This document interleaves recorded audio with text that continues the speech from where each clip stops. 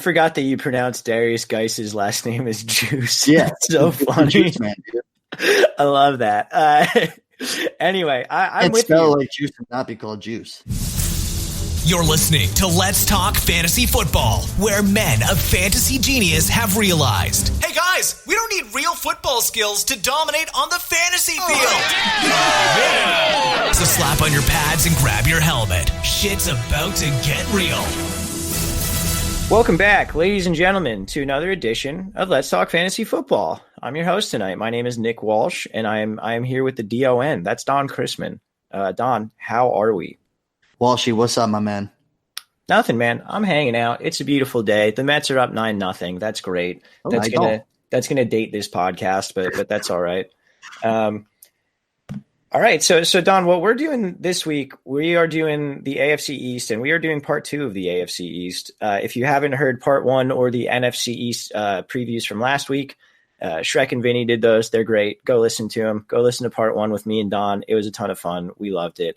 And then next week, we're not sure exactly who will be doing them, but we will have the AFC North. So keep an eye out for that. That will be a very fun division.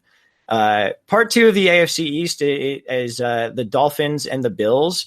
So some interesting situations, not necessarily two teams that historically have, or at least over the past few years, have given us a ton of fantasy success. But this is a sexy one. Yeah, definitely sexy. I think that might change this year. Like, I think we might be able to squeeze something out of these oranges, so to speak. So you got anything before we jump into the Dolphins, Don, or should we start with the Dolphins? I love freshly squeezed oranges. I mean, they come from Florida, right? So it makes sense that we're going to Miami. We're and I'm wearing a flamingo shirt. Like, I think it's all suitable for finally the Miami team to pan out. You were heavy on them one year. I was heavy on them the next year. Maybe this is the year. Yeah, maybe. We'll see. I think the biggest – let's start big picture here. So, obviously, Adam Gase is out. He's in New York. We talked about that in detail last episode. Brian Flores is the new head coach for the Miami Dolphins. If you are wondering who Brian Flores is, I don't blame you. He is a first-time head coach. He has been a defensive coach with the Patriots for his whole career. He has never been a coordinator, and he was most recently the linebackers coach. So a bit of an interesting hire as a brand new head coach. They did hire Jim Caldwell to be the assistant head coach. You know, he has experience in a head coach role as well as the quarterbacks coach. So that makes a bit of sense. And then in terms of the coordinators, also both brand new. The one that we need to focus on here, because Flores is a defensive guy, is Chad O'Shea. So Chad O'Shea, also a Patriots product, formerly the wide receivers coach for the Patriots.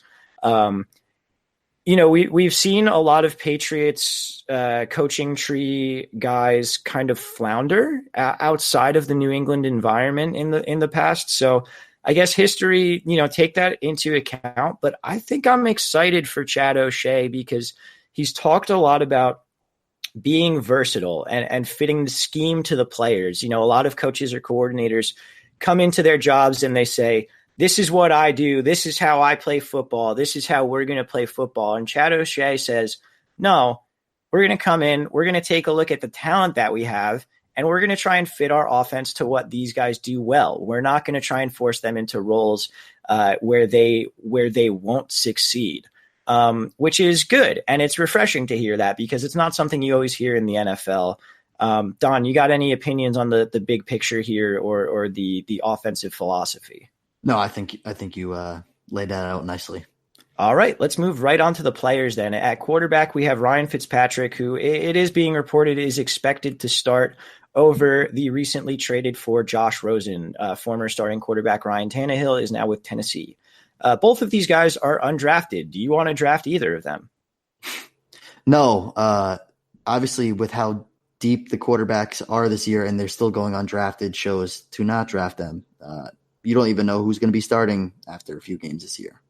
Yeah, I will say with Ryan Fitzpatrick, it being reported that he's expected to start, I have embraced the fact of life that Ryan Fitzpatrick will start at least one NFL football game every year until all of us die. You can keep that one going. Hopefully he gets to all 32 teams at some point in his career. I think that would make for a very fun and fitting storyline, and we can all finally admit that Ryan Fitzpatrick is some sort of otherworldly demon or something like that. All right, let's move on to running back. Kenyon Drake currently going 11th pick in the 4th round. That's running back 24. We also have Kalen Ballage, who is going the 3rd pick in the 14th round. He's running back 59. He's been talked up a lot. And then they have Myles Gaskin, who is their 7th round draft pick out of Washington. He's currently going undrafted, and I think reasonably so.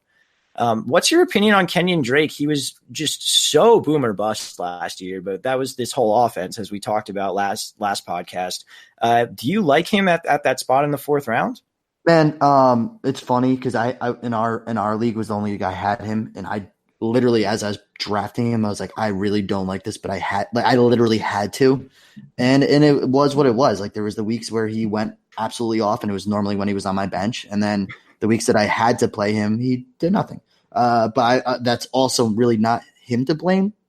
A lot of Adam Gase on that. So I'm gonna go with optimism here and say that I would like him to pan out. I don't know if I'm really going to attack Kenyon Drake just yet. Again, it's still early though. So I would like, this is someone in a team that I like to follow a lot during the preseason to see what, their schemes are, who they're going to play, if there's going to be consistent play, or if they're going to, throw in all those running backs in different ways and really split the share. So that's fine. I think that's where, again, you're hitting a Tariq Cohen that might be, sharing again with Dave Montgomery. Then you got Chris Carson, who gets in the mix of Seattle.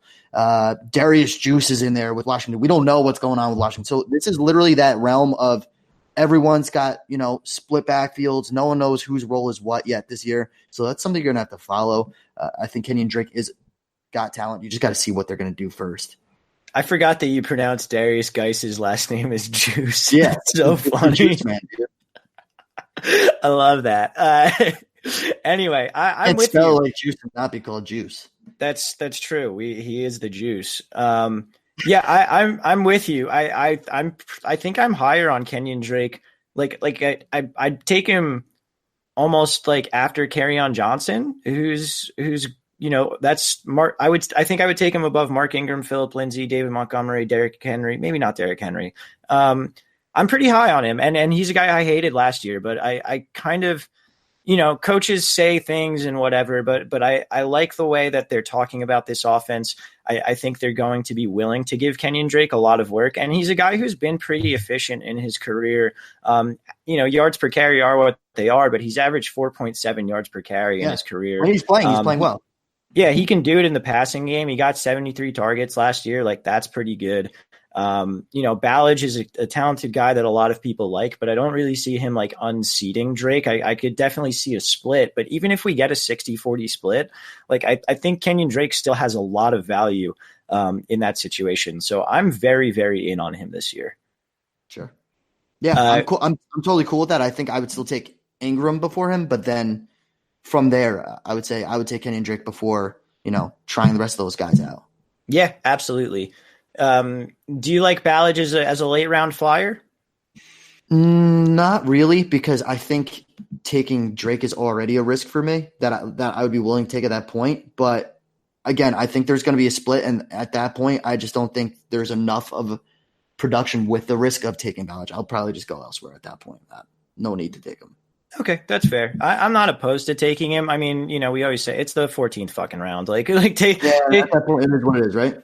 Yeah, I mean, take guys that you think specifically might have an edge. I mean, we'll see how camp and how the snaps and that sort of thing kind of pan out in the preseason. But I don't think he's not worth a 14th rounder. I just don't know if I'm specifically going after him either. Yeah. In the passing game, the two wide receivers being drafted are Devontae Parker and Kenny Stills. Parker is the 2nd pick in the 14th round. That's wide receiver 60. Kenny Stills is the 4th pick in the 14th round. That's wide receiver 61. So they're going pretty much back to back there. We've also got Albert Wilson and Jakeem Grant, who we know can break off big plays at any really given time. And then you got Preston Williams, who's an undrafted free agent, but he's kind of like a big guy, big bodied guy who, you know, not anyone to mark down at this point, but maybe a name to keep in mind. And if he does have a good preseason, maybe a guy who could work himself into the mix a little bit, maybe in red zone packages, that kind of thing. So I don't really like, am I off base for wanting to take Albert Wilson over Parker and Stills? No, I think it's funny. I mean, look what Albert Wilson did before he got hurt.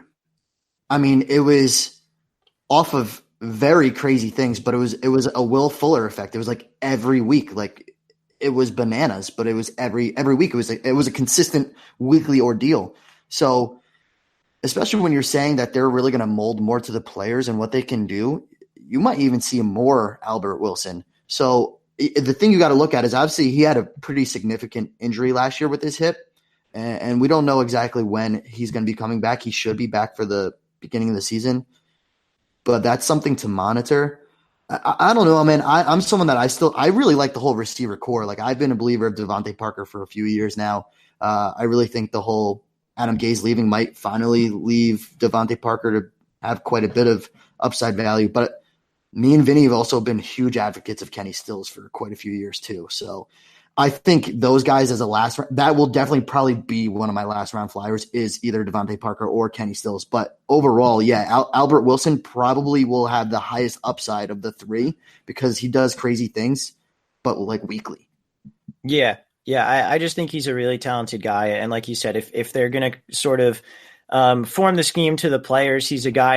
If I were the offensive coordinator, I would be looking at him and saying, how do we get the ball in this guy's hands? How can we get him in space? Because he can make big plays.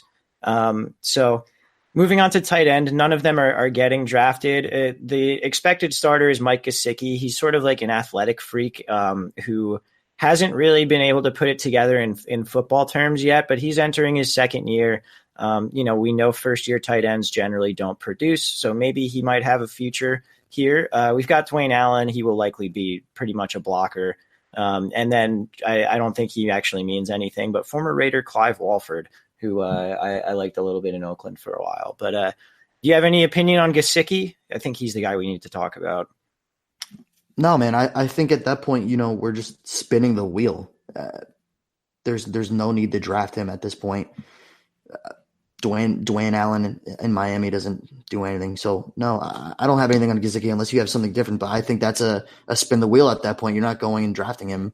Yeah, that's fair. I think he's a guy who could work his way into fantasy drafts because, he's big and athletic. So he's a guy who might have like a couple of the touchdown catches that get replayed on NFL Network during the preseason. And if that happens, I could easily see him, bumping up into the realm of drafted tight ends.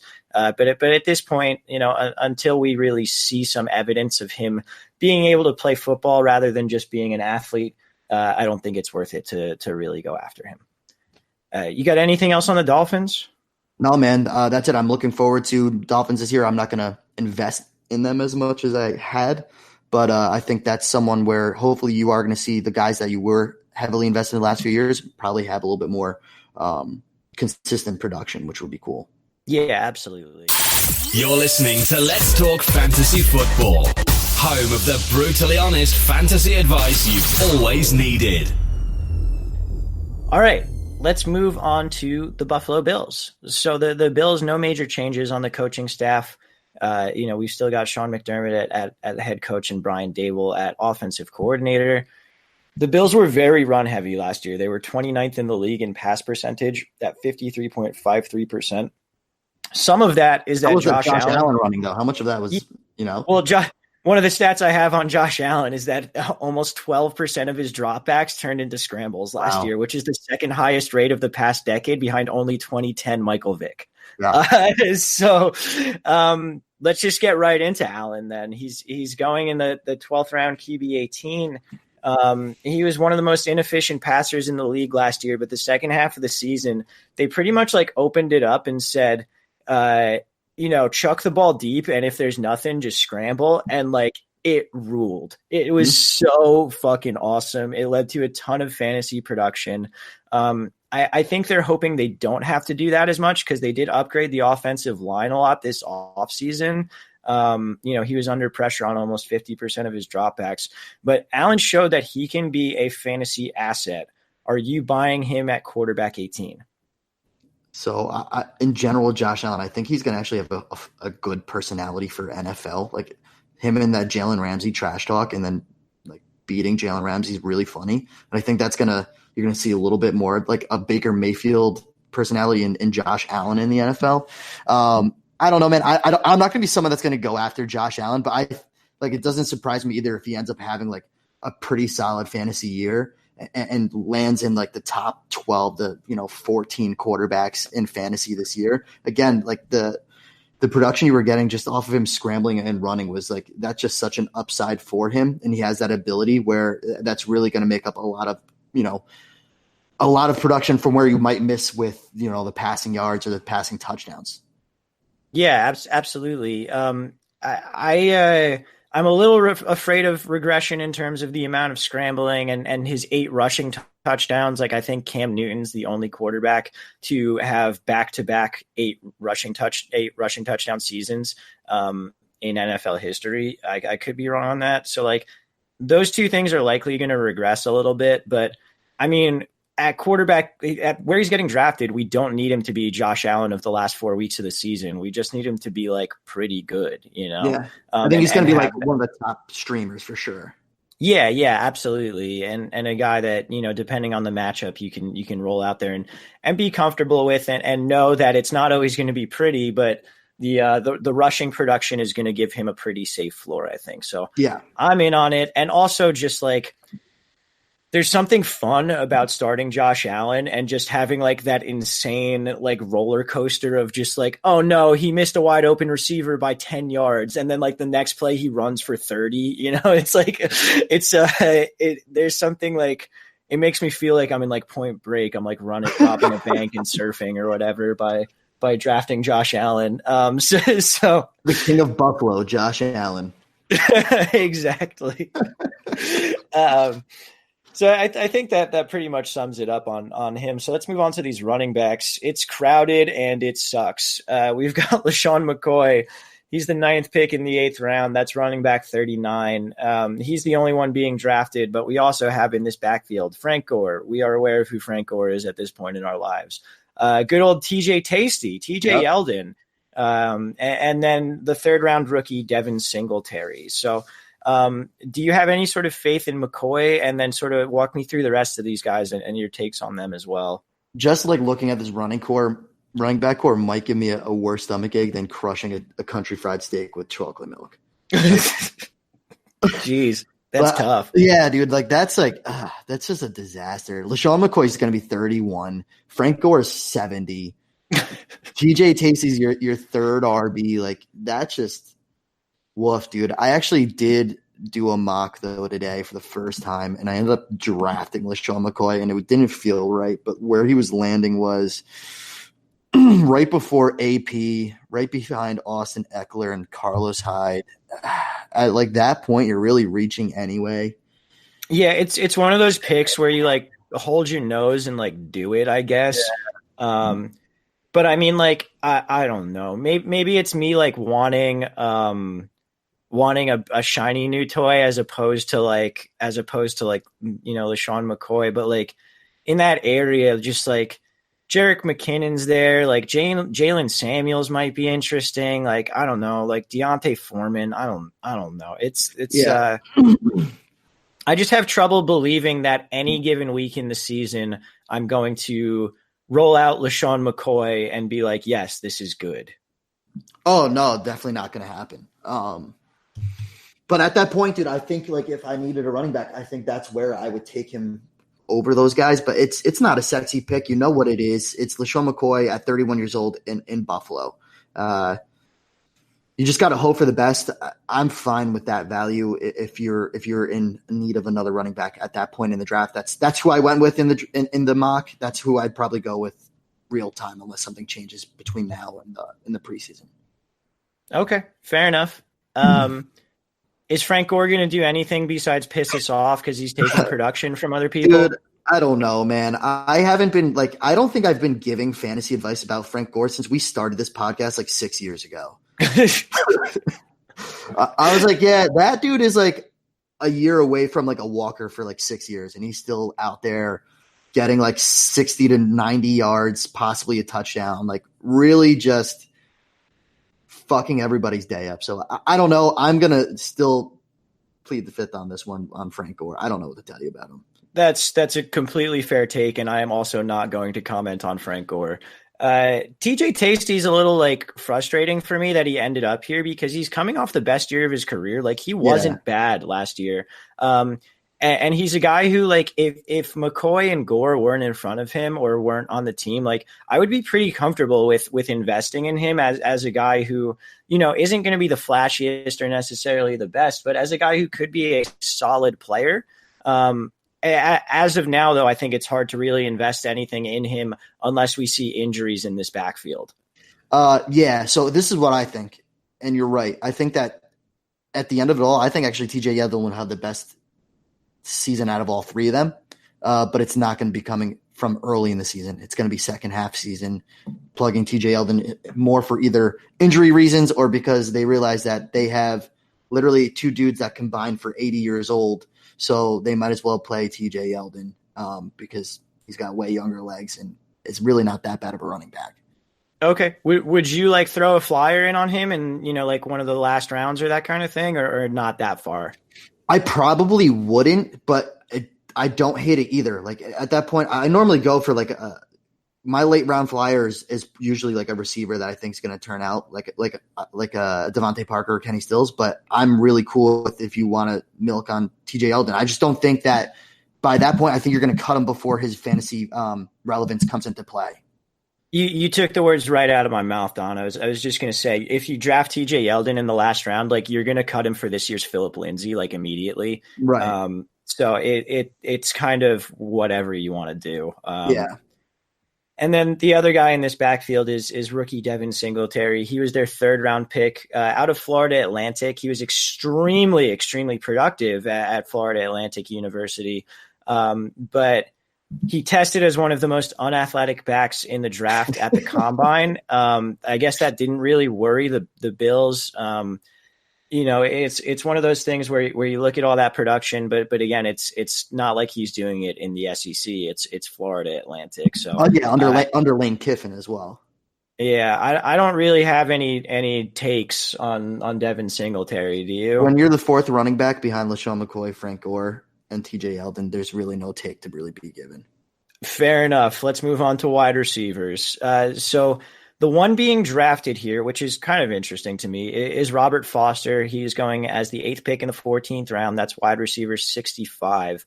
And then the other guys that you need to know on this team are Zay Jones, who led the team in targets last year, John Brown, who's coming over from the Ravens, and then Cole Beasley coming over from the Cowboys.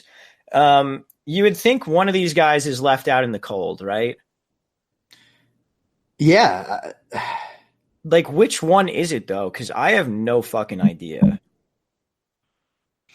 I don't know, man. I'm actually interested. I'm interested for John Brown this year after having like a hot, like especially first half with Baltimore.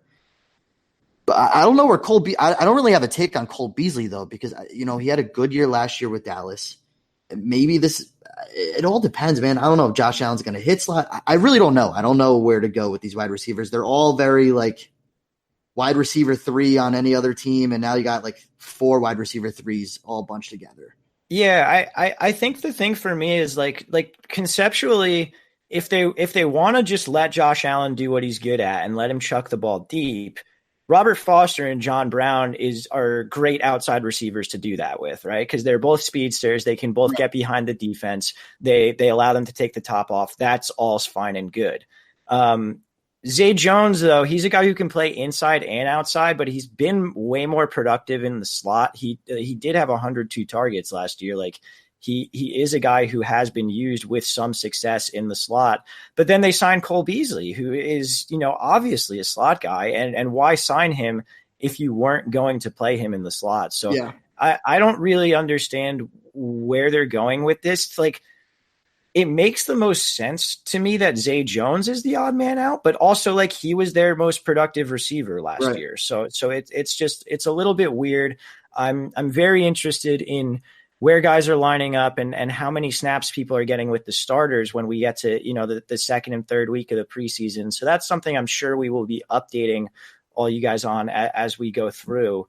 To me, the guy, like, here on June 22nd, the guy that I would most want to take a flyer on is John Brown, because I know John 100%. Brown is good.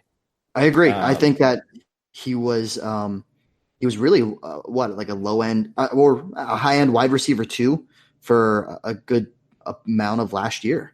Yeah, I was fucking riding him the first half of the season. He was great with Flacco, and then Jackson came in and they just changed the entire point of the offense, and John Brown was de-emphasized. So he was a victim of circumstance more than anything else there. I think they ran a very atypical NFL offense with Lamar Jackson at the helm last year. So yeah, but I mean, we've seen flashes of John Brown when he was with Arizona, then going to Baltimore. Hey, listen, he has a second year quarterback that does have a strong arm. Yeah, absolutely. I think we both agree there. He's the flyer that we like at this time, but again, we'll see how this whole thing shakes out. It's a little confusing here as we sit in mid to late June, but I'm sure we'll get a little bit more clarity before the season starts. So we'll make sure to keep updating and keep bringing our thoughts on that. Tight ends here. They brought in first of all, Charles Clay is gone. He's with Arizona, I believe, at this point. They brought in Tyler Kroft, who has been a backup to Tyler Eifert, which means he has been the starter a lot for the Bengals over the past couple of years. Tyler Kroft broke his foot on May 21st, and he is out 3 to 4 months. So, depending on the exact time frame there, that puts him back either at the beginning of the season or maybe a couple weeks into the season, but he's missing the entirety of the offseason with a new team. That's not good. Behind him, we have Jason Kroom, former Raider Lee Smith, who is a great blocker, not a great pass catcher. And then third-round rookie Dawson Knox. I don't give a shit about any of them. No. All right. I think that'll do it. Oh, no, we have Ed's question of the week. Ed's question of the week. Can you count on any Bills as more than a flex? Good question. Don, what's your opinion there? Right away, no, but I really like the thought of John Brown actually possibly being like a good option this year. So yeah. I would be most interested to see John Brown. I really liked what I saw last year, the first half of the season before, they did put in Lamar Jackson. So I would like it, but as of now, no. But I would like to say John Brown has the upside to be something more than just a flex. Yeah, I'm right there with you. I think there is someone on this team who is more than a flex. I think there is, a wide receiver too somewhere sitting around here. I can't say for certain who it is, but I lean towards John Brown just like you. At this point, I don't think anyone on this team is a starter until we get some more information. So we'll figure it out, I guess. You what am I trying to say? That wraps up the AFC East. We're done with the AFC East. Good job, dude. Professional fucking audio. That'll do it for the AFC East. We're coming back with the AFC North next week. That should be very fun. A lot of very important players in that division. So definitely make sure you're stopping by for that one. Don, what do you have to leave the people with after we finish up our first division as a tandem this offseason? If you can listen to us for the AFC East, you can definitely listen to us for the AFC North. Yeah, for sure. If you just sat through me and Don waxing poetic on John Brown, then wait till you hear what we have to say about Odell Beckham. We'll be waxing something, that's for sure. Yeah. He's implying our dicks. All right, guys. Well, this has been a ton of fun. Don, thank you for joining me. For Don, I am Walsh. We are Let's Talk Fantasy Football. Later, podcast. This has been Let's Talk Fantasy Football. Thanks for listening.